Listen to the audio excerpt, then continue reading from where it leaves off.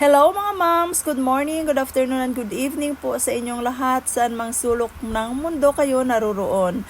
For today's video, samahan niyo ako at magluluto tayo ng native chicken pochero. Una, nagpainit muna ako ng mantika sa aking lutuan. At nang mainit na ito ay ginisa ko na dito ang ating bawang sibuyas at maraming luya.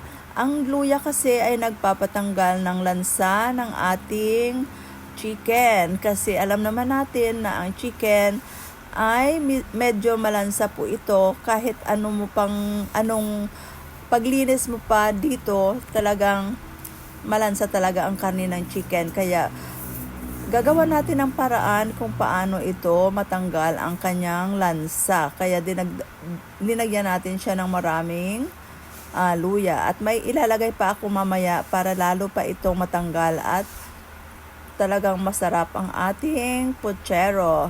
Ayan, nilagay ko na ang kamatis. At habang ginigisa-gisa ko na ito ay hihintayin natin na mag-extract na ang juice ng kamatis. Ayan na. Ayan na guys, ilulunod na natin ang ating chicken, native chicken pa po pala yan na galing pa sa Guimaras na binili ko doon nang kami ay pumunta doon ng nakaraang weekend.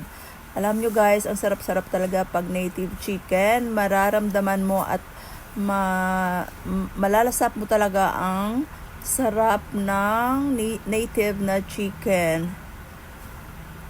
Ayan guys, nilagay ko na ito at hinalo-halo para ma-distribute na mabuti ang pinagisahan na mga sangkap.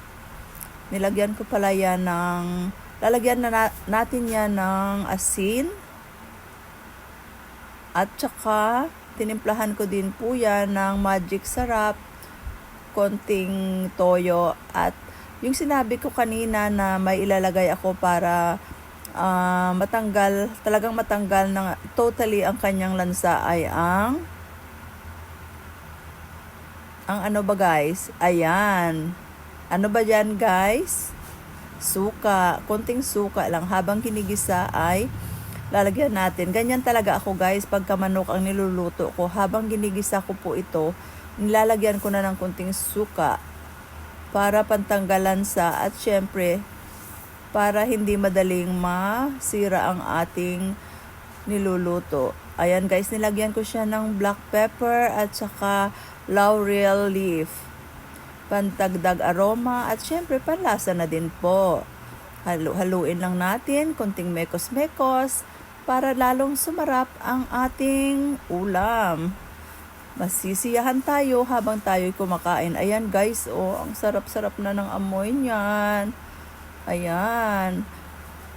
Ako kasi guys, pag nagigisa ako, para pinapatuyo ko siya na nalalasap o na lumalabas na yung mantika ng karne bago ko siya lagyan ng sabaw, kasi talagang masarap talaga pag ganyan ang gagawin nyo guys.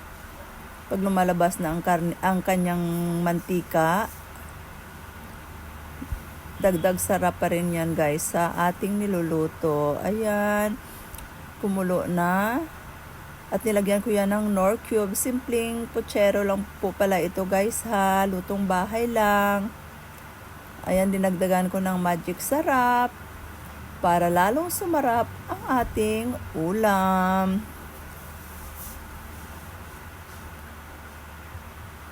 Masarap din kasi at maganda din kasi pag paminsan-minsan makakakain tayo ng mga native at organic na mga pagkain. Ayan, medyo malambot na ang ating manok, kaya inilunod ko na ang ating patatas. Ayan guys, tinry ko na kung malambot ng ating patatas at ang ating karne ng manok. Ayan, sa puntong yan medyo malambot na yan, kaya hintayin na lang natin muna na kumulo. Mga 1.5 kulo lang. Ayan, kumulo na siya. At dahil malambot na ang ating patatas at karne ng manok, ilulunod ko na dito ang ating cabbage o repolyo. Ayan guys. Healthy ulam, organic chicken at gulay. Nilagyan ko pa pala yan yung puno ng ng sibuyas dahon, yung puti na na puno ng sibuyas dahon para dagdag aroma pa din yan sa ating niluluto. Yan.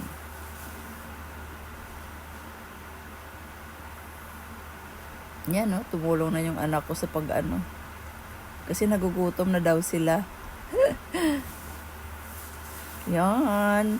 Malapit nang maluto. Nilagay ko na ang ating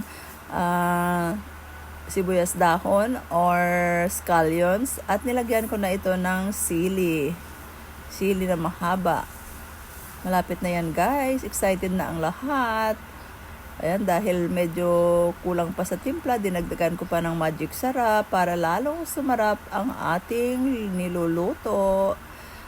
Ayan guys, tinikman ko at parang okay na.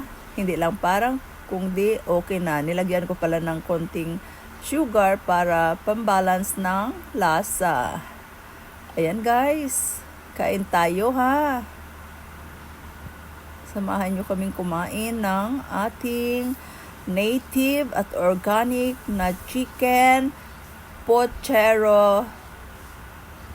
At ang manok ay galing pa sa Guimaras. Ayan guys. Ang sarap-sarap. Ang sarap-sarap guys. Tingnan nyo. Talagang ano ba yan tawag dyan? Sa amin tig-ab. Alam nyo guys, ang sarap-sarap niyan. Pag bumalik ako doon, ngayong weekend, bibili pa ulit ako ng chicken kasi nagustuhan ng mga kids, ng mga anak ko, ang native chicken. Kutse, dinagdagan ko pa ng kunting asukal kasi medyo natatabangan pa ang aking anak. Ayan guys, ready na yan. Ang sarap. Let's eat.